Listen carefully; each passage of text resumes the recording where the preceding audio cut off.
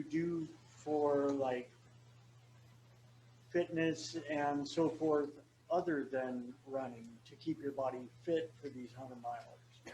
Yeah, it's a good question, Shane. I think there's a big importance around strength training and making sure you're muscularly strong enough to sustain long distance training and the cumulative stress that puts on your body. So I see a lot of people are really good runners, but really good runners, if they're not doing a good strength training regimen, can end up injured, frequently injured, and that's usually manifests it in lower body issues or back issues, like the knee pain, the hip pain, the stress fractures. All that stuff comes from your body not quite being ready to handle the distances you're trying to run and train for. And so, as you know, marathon training is a great example because it's something that a lot of people can relate to. They've, a number of people, a lot of people in the running world have trained up for marathons, and about normal years, you get about 500,000 people a year running them. But there's a lot of people end up hurt in the training process because as they build their miles up, they're not their bodies strength wise isn't quite ready to handle it. Muscularly, they're not quite ready to handle it. And that's stuff that shows up slowly and cumulatively. And so strength training, I think a lot of people have a misconception around it, what it needs to be. It's not about like lifting weights or getting in the gym and getting on the machines or lifting heavy. It's around functional mobility. It's like, how can you move your body in different ways? And that builds the diversity of strength in your muscles. So that way, when you go run, you have like the strength to do it correctly. And so it's like building hip strength, building glute strength, building your quad strength, although most people have quad strength already. Humans tend to dominate on their front side and their quads, and they let their back sides not do as much work. So I did a lot of strength training in the last couple years, and that's helped me a lot with durability. I was never really an injury-prone runner. Usually was pretty good, but it took me longer to recover, and I'd feel a lot worse until I started doing a strength training regimen. Again, it's not heavy stuff. It's like doing mostly body weight exercises. If you're doing squats and lunges and core work and push up, it doesn't matter. Planking, it's like that kind of stuff. Even if you do it like 20 minutes, like twice a week, it's going to help your body move correctly, and you build the strength in the right places to do that. So that's something that's super important for runners to do, and learn how to move correctly, because most injuries are from your body having some kind of imbalance and not moving right. The other thing that I find super helpful is doing yoga, and it's a good thing for recovery.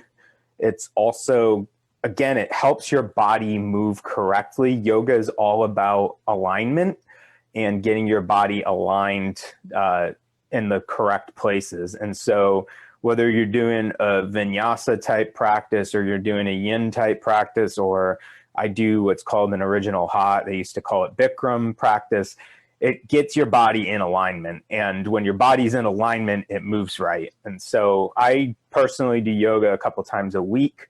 I've backed off on the strength training quite a bit because it was starting to be too much for me. But I also have the awareness around if I start feeling things start not feeling right, I know what to go back to. So those are kind of the two things to moving wise that help runners stay less injury prone. And then it's like the other stuff, it's like sleep, get some sleep, and eat a pretty good diet. And that's, I mean, it's like the three keys to health are eat well, sleep enough, and move your body. And eating well and sleeping well will help you be a better runner too. There's no question about it. definitely. I can attest to that for myself, my own experience. And also the yoga. When I was doing yoga on a regular basis, or mostly regular basis, yeah, I was feeling a lot more limber and everything. And now that I haven't been doing it, it's just like running every day. And I've been starting to feel that lately, like I'm getting cramped up a little bit. Need to Yeah. get back into stretching my muscles more and maybe the strength training, like you're talking about, doing the squats and lunges and all that. I remember back in, what was it, May, when I was doing the Run Super Distance Challenge with you guys. Yeah, it was just like, it was a couple days where we were had to do exercises with that and doing the lunges and squats and whatever. And yeah, it, it's like, get done with a run. It's like, I don't want to do this, but then you do it and you're like, oh man, oh man. And it's like, Yep. even later on that night, I was feeling like, oh yeah, that was beneficial. I'm glad I did that. Yep. Just helps balance things. Yeah.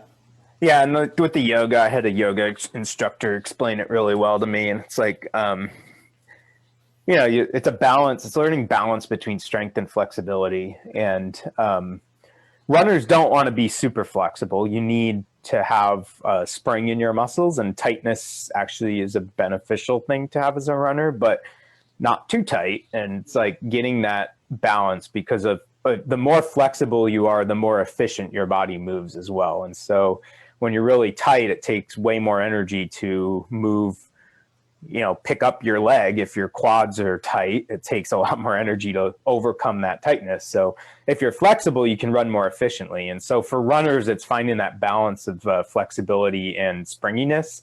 And yoga helps bring that flexibility in and help you move a little more efficiently. So. Yeah. Right on. Yeah, that's definitely something I need to get back into. I've been thinking about that, and then it's like, it slips my mind, and I just keep on going. And I don't know. Yeah. So just get back into it. Yep. Yeah. But and so, like, how often do you run? Like, do you have a certain schedule?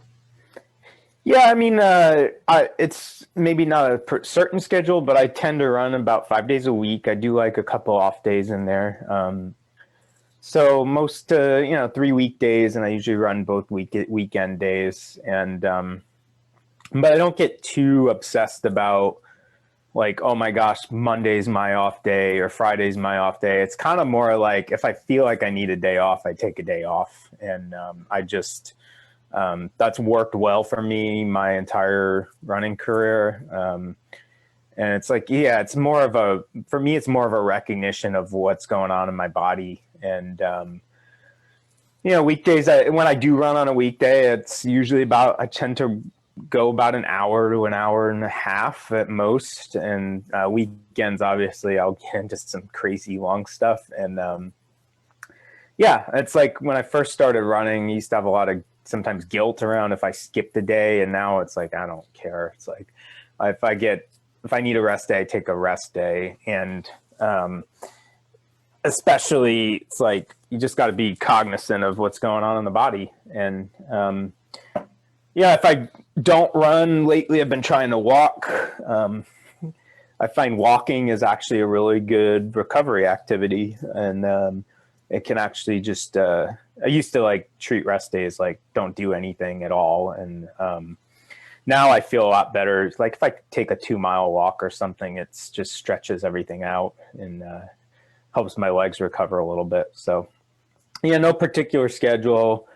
I shoot to run, I do have mileage goals, and I shoot to run on the order of 60, 70 miles a week. But again, that's not a consistent thing. That's kind of like an average. So there's some weeks where I'm close to 100, and there's some weeks where I'm down around 40 or 50. So, but in the end, as the year progresses, I like to kind of be in that 60, 70 mile a week range. And other than that, I'm not too worried about it.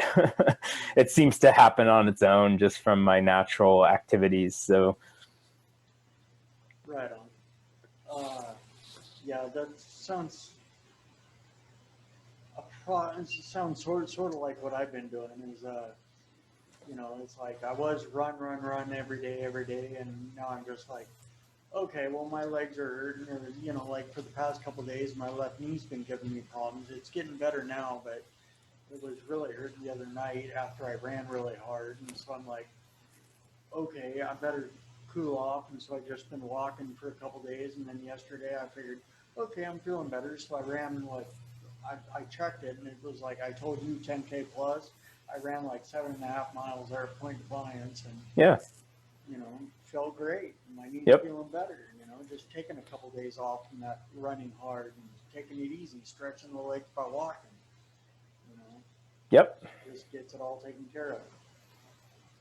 Yeah. People get very caught up in, especially if you're on a training plan, training for a half or a full marathon.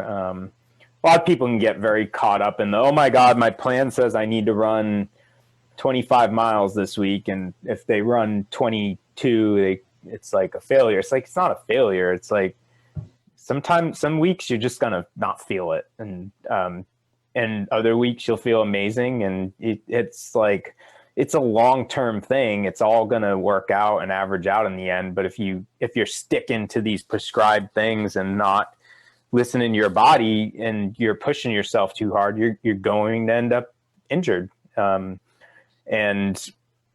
an injury can be something that heals in a day or two if it's not a bad thing, or if you keep running on it, it's going to get worse. It's not going to get better by doing the same thing over and over again. And people get too caught up in the, oh my God, I got to get this workout in. It's like, yeah, not when you're talking about training for something that takes 12 weeks to train for. It's just not.